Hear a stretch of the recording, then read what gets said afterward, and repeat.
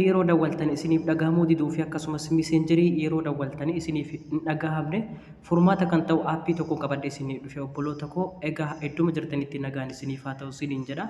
Akkuma argitan cina aappii bareedaa kan ta'e qabadhe isiniif dhufe warroota imoon keessan hin nagamne hedduu isin rakkisuu fi miseenjeriin keessa yeroo daawwaltan isin rakkisuuf furmaata kan ta'u qabadhe isiniif dhufe. Egaa warroonni yeroo jalqabaatiif gara chaanal keenya dhuftanii chaanal Amaan Oroo aappii ishee diimaa kana al tokkoon gadi rukutuudhaan ishee mallattoo bilbila fakkaatu kana al tokko gadi rukutuudhaan al kan jettu kana ol baafadhaa viidiyoon gadi dhiisu hatattamatti akka isin qaqqabu isin gargaara jechaadha obboloota koo. Mee wajjin deebineetiin pileestoora keenyarra galleetiin ilaallaa jalqaba achirraa jammarra haala itti fayyadama isaa achirraa yoo jammarri isiniif salphata jedheetiin yaada. Pileestoora keessanirra galtu jechaadha fi pileestoora keessanirra galtanii maqaa isaa kanatti barreessu jechaadha. AIC kana ittanii ergatti barreessitanii akkanatti itti barreessitanii jechaadha. AIC VPN jettanii yeroo itti barreessitanii anama gadi buufadhee jira waan ta'eef open seeninaan jedha. Mi'a seenuu nan seena asiin dhiisee gara seerraan yoo seene isinitti baay'ee gaarii ta'a jedheetii yaada. Akkuma argitan kana VPN kana jechaadha kun bilbila koorratti gadi buufee jiru kana al takkaamni cuquliisa jechaadha. Akkanatti fuulli isaa isinii fida jechaadha. Yeroo akkanatti geengoo kana isinii fide wanti tokko irraa gootan hin jiru. Walaa beeksisaa minaa shalgaa hin qabu ofirraa jechaadha. Al takka walakka masaa gadi rukuttu jechaadha. Connecting akkasiin hin jedha jechaadha. Akkanatti geengoo kana keessatti haga lakkoofsa keessatti isinii lakkaa'u hedduu jechaadha. Akkanumatti fuula isaa. Akkanatti lakkoofsa isaa isinii lakkaa'u. Walakkaa geengoo kanarratti callisee lakkoofsuma lakkaa'u jechaadha.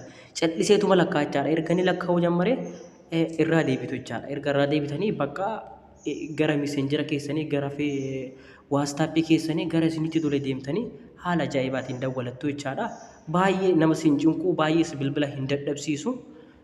Haala ajaa'ibaatiin si dalagaa jechaadha. Yeroo akkanatti fuula bilbilaa gadi xooftee ilaaltu kun akkuma argaa jirtu kana oonsii ta'ee jira jechaadha. Si banamee jira jechaadha. Erga banamee akkasumas aappiin kun yeroo bilbila keessanirra turee jiraate yookiin dura bilbila keessanirra yoo qabdan taate otuma isiniif dalagu isin jalaa dhaabbate yeroo isa bantan daataan isin jalaa kan cufamu furmaata isaas asumaan isin himaa jechaadha. Aappiin kun aappii addaati.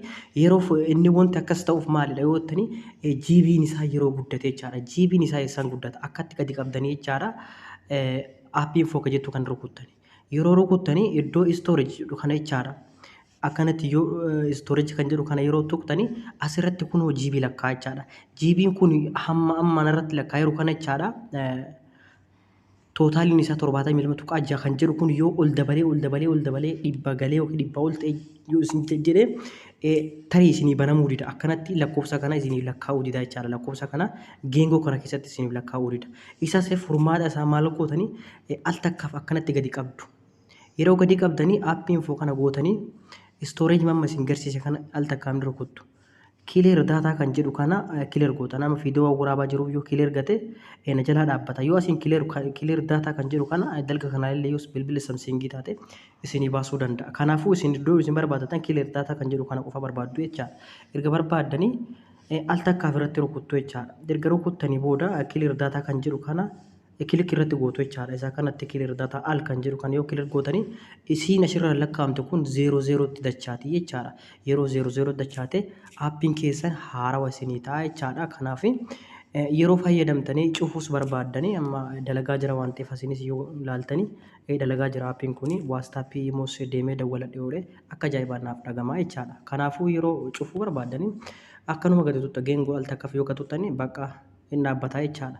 Yoo fayyadamuu barbaadama dhaabbatee jira yoo ilaaltanis bilbila gadi uffatanii of jedha cuftee jirta jechaadha. Yoo itti fayyadamuuf yookiin dawwalachuuf fedha qabaatte al takka dhadheetini geenguma kana al takkaaf ni tutta akkatti lafa sii maraa jechaadha. Akkuma argaa jirta kun deebiinaaf lakkaa'ee jira jechaadha. Callisee inni numa lakkoofsa hamma fedhii isaa numa lakkaaya. Bilbilli keessan imoon akka ajaa'ibaa isiniif dhagahama akkasumas waatsaappii yoo dawwaltan hedduu isiniif dhagahama. Barnoota irraa akka waan hubattan hedduun abdiin qaba itti akka fayyadamtan abdiin qaba. Warroonni hamma ammaatti na hordofaa jirtanii Amaan Oroo chaanal Amaan Oroo kana subscribe gataa obboloota koo warroonni subscribe gootanii hin jirre yeroo viidiyoo kana ilaaltanii kaataniin booda laayik gochuu hin dagatinaa. Laayikiin faayidaan isii viidiyoon kee akka namoota hedduu qaqqabuudhaaf na gargaarti waan taateef laayik gatuun daataas isinirraa hin hidhisu waan ta'eef pilis ijoollee Oromoo laayik gataa isiniin jedha.